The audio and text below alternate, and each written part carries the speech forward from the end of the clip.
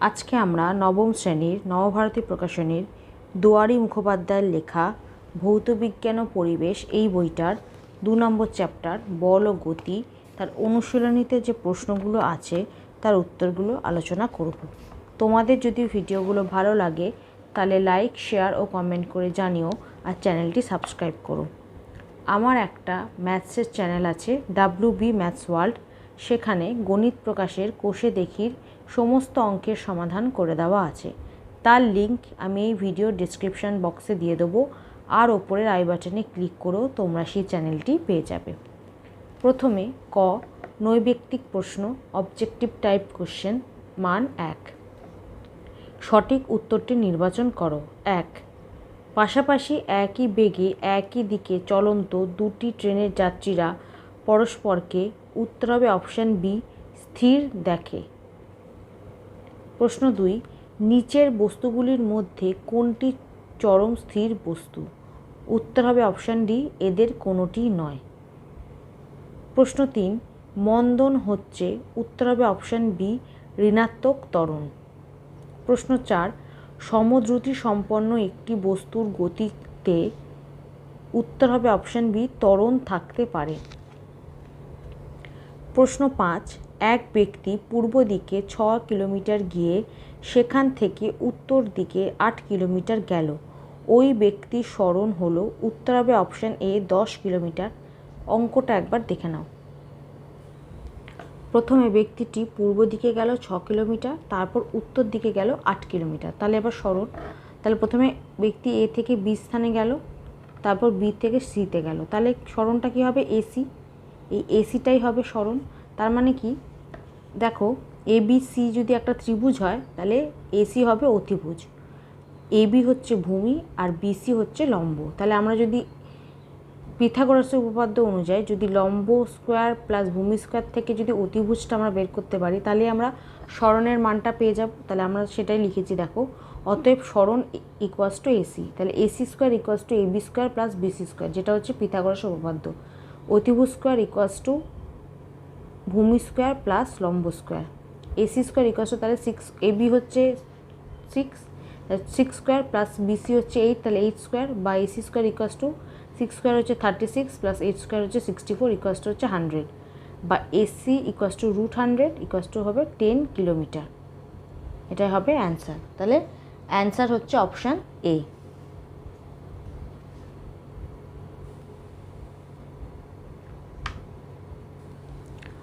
প্রশ্ন 6, ক্রিয়া ও প্রতিক্রিয়া, উত্তর হবে অপশান বি, পৃথক বস্তুতে প্রযুক্ত হয়।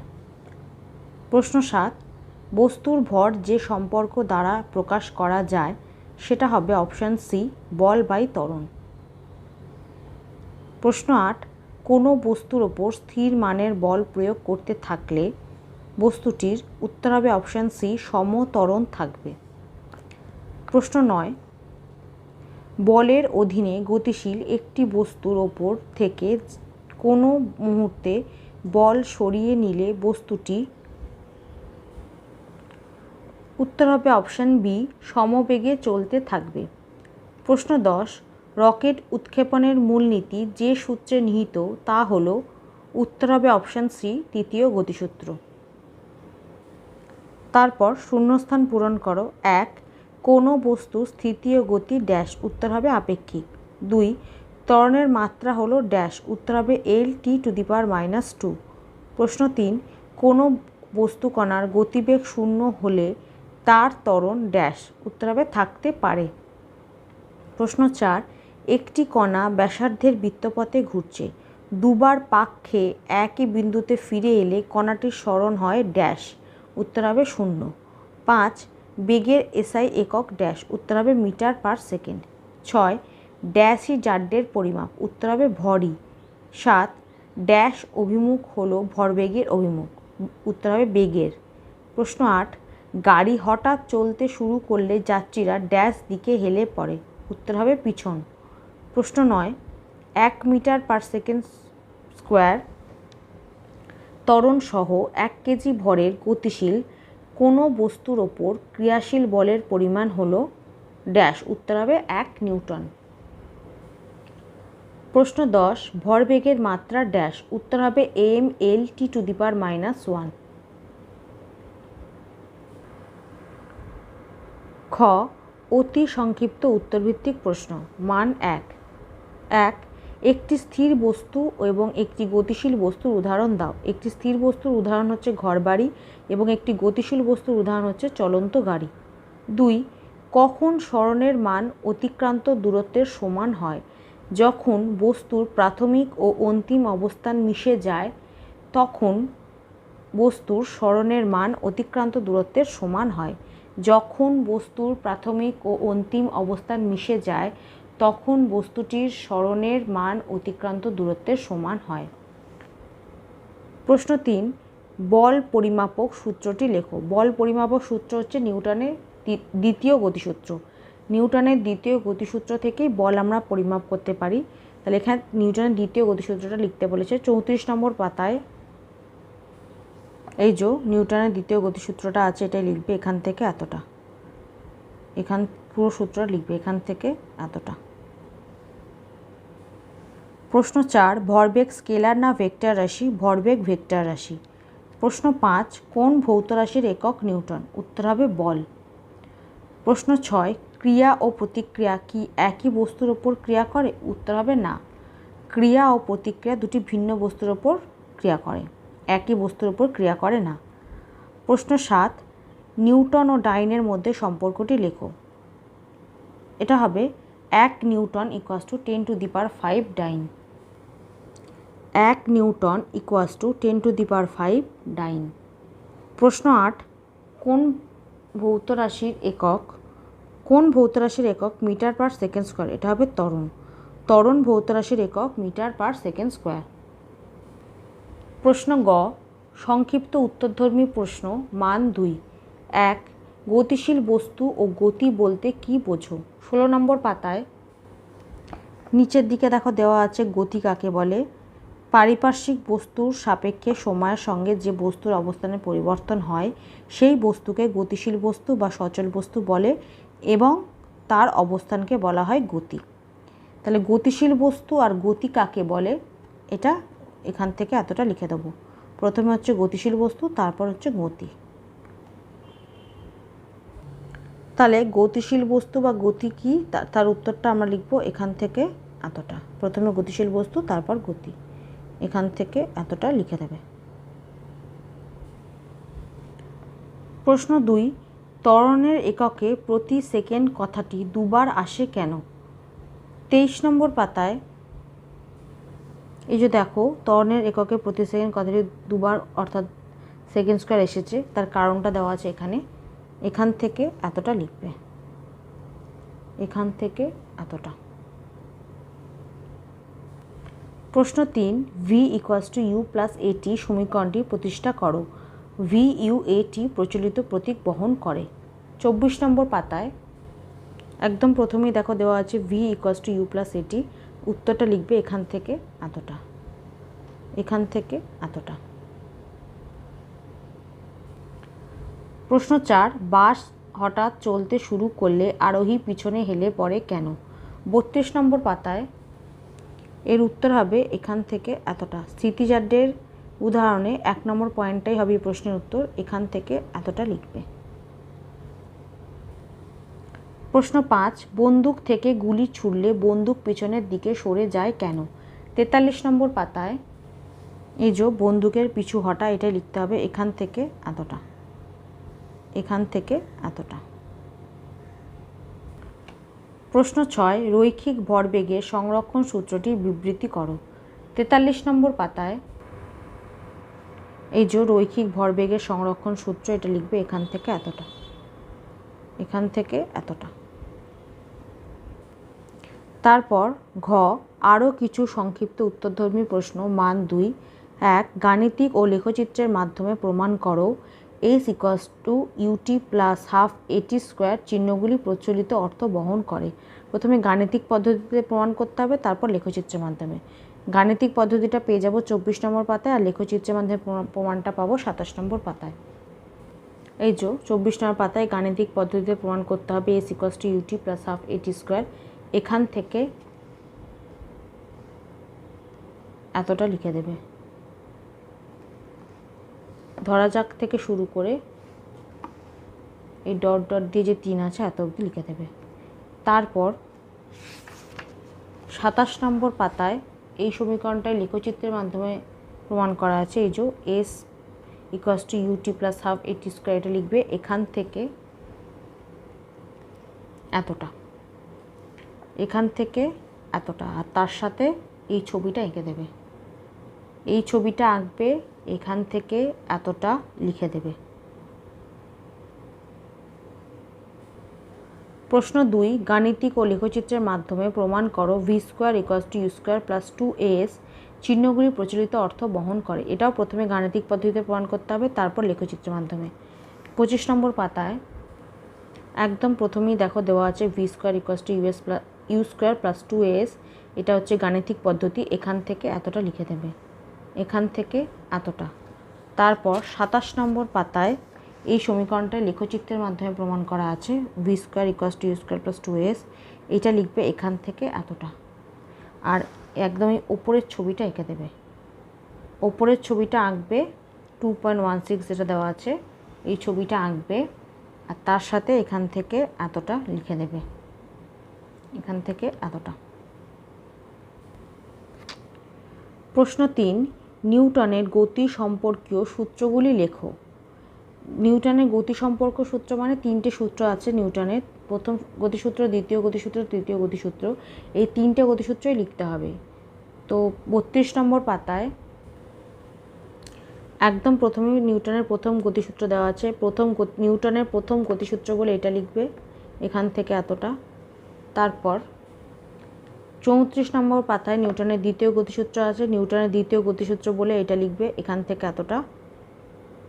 তারপর 36 নম্বর পাতায় নিউটনের তৃতীয় গতিসূত্র আছে, নিউটনের তৃতীয় গতিসূত্র বলে এখান থেকে এতটা লিখে দেবে। এই 3টে গতিসূত্রই লিখে দেবে, নিউটনের প্রথম, দ্বিতীয়, তৃতীয়, এই 3টে গতিসূত্রই লিখে দেবে।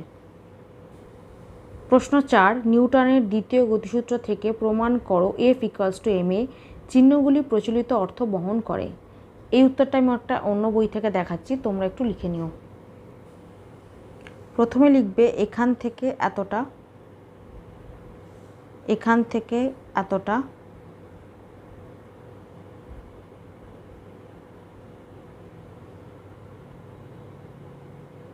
তারপর লিখবে এখান থেকে এতটা, এখান থেকে এতটা।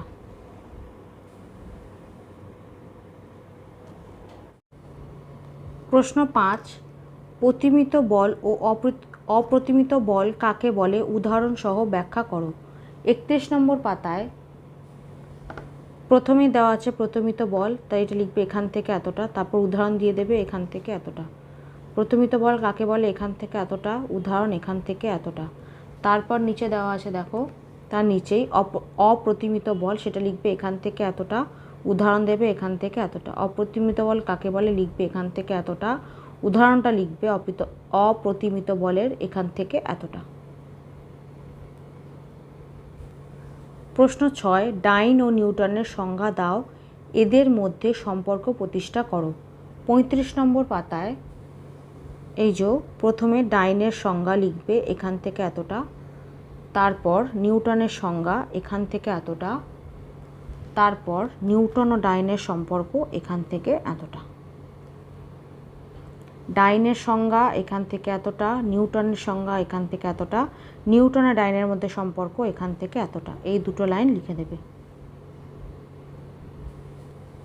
প্রশ্ন 7, বলের সংযোজনের ক্ষেত্রে বলের সামন্তরিক সূত্রটি বিবৃত করো।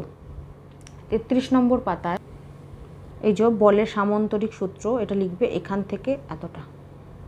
এই লাল লাইনে যে দুটো লেখা আছে,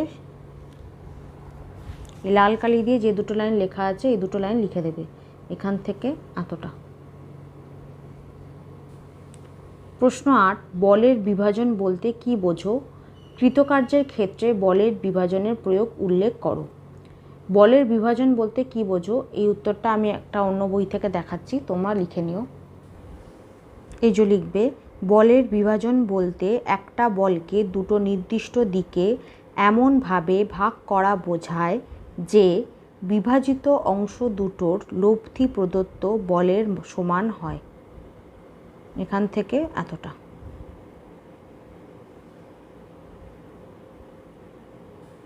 তার সাথে যে প্রশ্নটা ছিল কৃতকার্যের ক্ষেত্রে বলের বিভাজনের প্রয়োগ উল্লেখ করো, এটা পেয়ে যাব 34 নম্বর পাতায়। এই যে কৃতকার্যের ক্ষেত্রে বলের বিভাজনের প্রয়োগ, এটা লিখব এখান থেকে এতটা, এখান থেকে এতটা,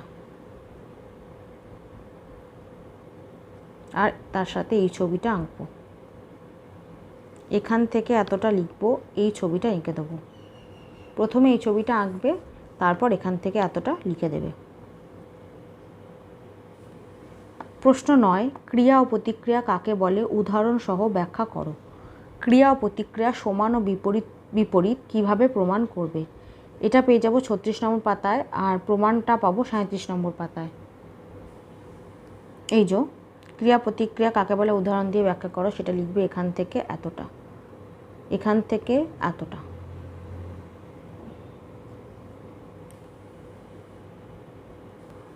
সাঁইত্রিশ নম্বর পাতায় ক্রিয়া প্রতিক্রিয়ার যে প্রদর্শন, এটাই ওই ক্রিয়া প্রতিক্রিয়া প্রমাণ, সেটা লিখবে এখান থেকে এতটা লিখবে। তারপর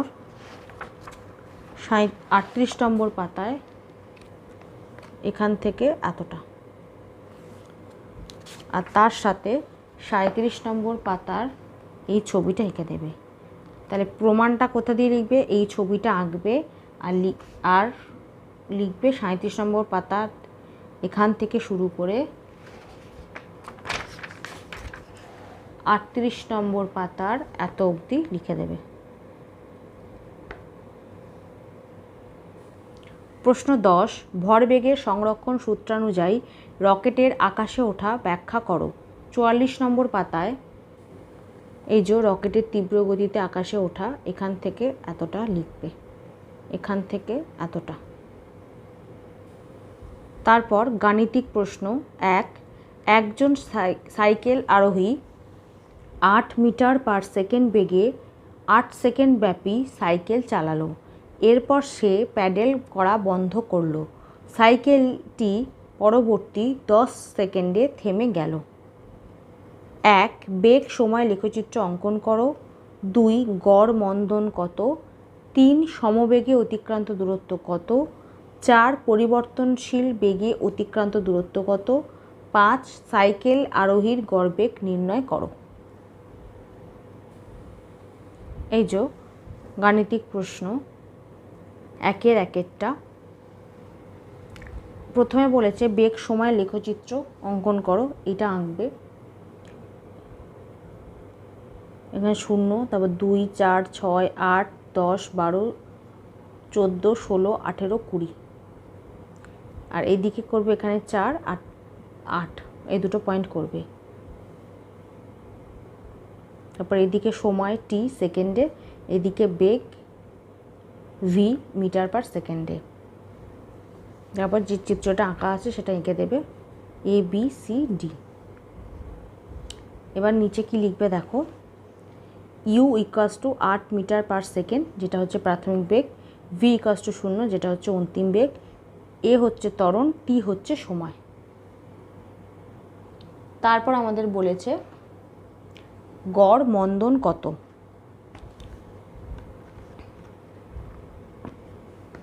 তারপর 2 দেখো 8 সেকেন্ডে ইউ ইকুয়ালস টু হচ্ছে 8, ভি হচ্ছে ইউ প্লাস এটি, বা ভি হচ্ছে 0, এই যে আগেই বলেছি 0, ইকুয়ালস টু ইউ হচ্ছে 8, এখানেও লেখা আছে, এখানেও লিখেছি 8, প্লাস এ ইন্টু টি হচ্ছে 10, টি হচ্ছে 10 সেকেন্ড যেহেতু বলেছে 10, বা এ ইকুয়ালস টু হবে তাহলে -8/10 ইকুয়ালস টু হবে -0.8 মিটার পার সেকেন্ড স্কোয়ার। যেহেতু উত্তরটা মাইনাসে এলো, তার মানে এটা ঋণাত্মক, অর্থাৎ মন্দন। এর উত্তর যদি মাইনাসে আসে তাহলে সেটা ত্বরণ থাকে না, মন্দন হয়ে যায়। মন্দনই বলেছে, তাহলে এটা মন্দন। তারপর 3 নম্বরে বলেছে সমবেগে অতিক্রান্ত দূরত্ব কত। 3 নম্বরে দেখো সমবেগে অতিক্রান্ত দূরত্ব D ইকুয়ালস টু হচ্ছে ও এ বি সি বর্গক্ষেত্রের ক্ষেত্রফল। এই ছবিটা যেটা আমরা এঁকেছি, এই যে ও এ বি সি, এই বর্গক্ষেত্রের ক্ষেত্রফলটা আমাদের বের করতে হবে। তো বর্গক্ষেত্রের ক্ষেত্রফলের ফর্মুলা আমি জানি বাহু স্কোয়ার। তাহলে এখানে একটা বাহু হচ্ছে 8, যেটা ও এ সেটা হচ্ছে 8, তার মানে 4টে বাহুই হবে 8। তাহলে বা D ইকুয়ালস টু হচ্ছে 8 × 8, এটা হচ্ছে 64 মিটার। তাহলে সমবেগে অতিক্রান্ত দূরত্ব হচ্ছে 64 মিটার। তারপর 4 নম্বর বলেছে পরিবর্তনশীল বেগে অতিক্রান্ত দূরত্ব কত। দেখো পরিবর্তনশীল বেগে অতিক্রান্ত দূরত্ব D ইকুয়ালস টু ত্রিভুজ BCD এর ক্ষেত্রফল। ছবিতে যে ত্রিভুজ BCD আছে তার ক্ষেত্রফল বের করতে হবে।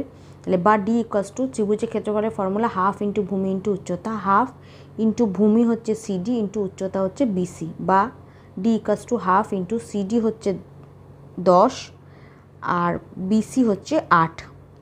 ওএও 8, তাহলে BCও হবে 8 আর CD হচ্ছে 10। তাহলে ইকুয়ালস টু, তাহলে কাটাকুটি করে হবে 40, বা D ইকুয়ালস টু হচ্ছে 40 মিটার। D হচ্ছে 40 মিটার। তাহলে পরিবর্তনশীল বেগে অতিক্রান্ত দূরত্ব D হলো 40 মিটার। তারপর 5 যেটা জিজ্ঞেস করেছে সাইকেল আরোহীর গড়বেগ নির্ণয় করো।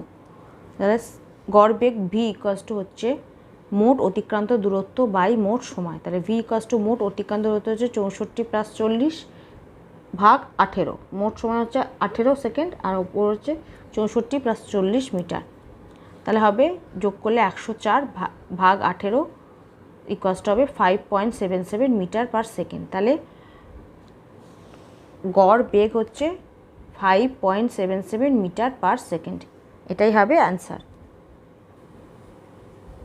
তারপর 2 নম্বরে যে অঙ্কটা দিয়েছে সেটাই গ্রাফটা দেখে করতে হতো, কিন্তু এই গ্রাফটা ভুল আছে, সেই জন্য এই অঙ্কটার সমাধান করা যাবে না। তারপর প্রশ্ন 3, 10 গ্রাম ভরের একটি বস্তুর ওপর 50 ডাইন বল ক্রিয়া করছে, বলটি কত ত্বরণ সৃষ্টি করবে। 3, ভর M ইকুয়ালস টু হচ্ছে 10 গ্রাম, বল F ইকুয়ালস টু হচ্ছে 50 ডাইন, অতএব ত্বরণ A equals two F/M equals to 50/10 centimetre per second square, বা A ইকুয়ালস টু হবে 5 সেন্টিমিটার পার সেকেন্ড স্কোয়ার। তার ত্বরণ হচ্ছে 5 সেন্টিমিটার পার সেকেন্ড স্কোয়ার। প্রশ্ন 4, 50 কিলোগ্রাম ভর বিশিষ্ট একটি বস্তুর ভরবেগ 4000 কিলোগ্রাম মিটার পার সেকেন্ড, বস্তুটির বেগ কত। 4, আমরা জানি ভরবেগ mv ইকুয়ালস টু ভর m ইন্টু বেগ v। এখানে ভর m ইকুয়ালস টু হচ্ছে 50 কেজি, ভরবেগ mv দেওয়া আছে 4000 কেজি মিটার পার সেকেন্ড, বেগ v আমাদের বের করতে হবে। অতএব mv equals to m into v, বা mvর জায়গায় লিখবো আমরা 4000 ইকুয়ালস টু m হচ্ছে 50 ইন্টু ভিটা আমাদের বের করতে হবে, বা v ইকুয়ালস টু হবে 4000 ভাগ 50, কাটাকুটি করে হবে অ্যান্সার, কাটাকুটি করে অ্যান্সার হবে 80, বা v ইকুয়ালস টু হচ্ছে 80। তাহলে অতএব বস্তুটির বেগ 80 মিটার পার সেকেন্ড, এটাই হবে অ্যান্সার। প্রশ্ন 5, 20 গ্রাম ভরের একটি বস্তুর প্রাথমিক বেগ 10 সেন্টিমিটার পার সেকেন্ড এবং 5 সেকেন্ড পরে এর বেগ হলো 40 সেন্টিমিটার পার সেকেন্ড, বস্তুর ওপর ক্রিয়াশীল বলের মান নির্ণয় করো। 5, আমরা জানি F ইকুয়ালস টু ma, আবার A equals to v minus u by t. এখানে m ভর দেওয়া আছে 20 গ্রাম, A ত্বরণ জানি না, v অন্তিম বেগ 40 সেন্টিমিটার পার সেকেন্ড, ইউ প্রাথমিক বেগ 10 সেন্টিমিটার পার সেকেন্ড, টি সময় হচ্ছে 5 সেকেন্ড, F বল আমাদের বের করতে হবে। তাহলে একই অঙ্ক, একটা অঙ্ক থেকে তো আমরা দুটো বের করতে পারবো না, বল আর ত্বরণ। তাহলে প্রথমে আমাদের ত্বরণটা বের করতে হবে A, তারপর সেখান থেকে বলটা বের করব। তাহলে প্রথমে অতএব A equals to v minus u by t, বা A ইকুয়ালস টু v হচ্ছে 40 মাইনাস ইউ হচ্ছে 10 ভাগ টি হচ্ছে 5, বা A ইকুয়ালস টু, তাহলে এটা হবে উপরে হবে 30, নিচে হবে 5, কাটাকুটি করে হবে 6। তাহলে A ত্বরণ আমাদের বেরোবে 6 সেন্টিমিটার পার সেকেন্ড স্কোয়ার। তাহলে এবার আমরা বলটা বের করব। তাহলে অতএব F ইকুয়ালস টু ma, বা F ইকুয়ালস টু m হচ্ছে 20 দেওয়া আছে, ইন্টু A আমরা বের করলাম 6 ইন্টু 6, বা এফ ইকুয়ালস টু 120 ডাইন। যেহেতু এটা গ্রাম সেন্টিমিটার পার সেকেন্ড স্কোয়ার, তাহলে এটা হয়ে যাবে ডাইন। তাহলে 120 ডাইন, অতএব বস্তুর ওপর ক্রিয়াশীল বলের মান 120 ডাইন। এটা হবে অ্যান্সার।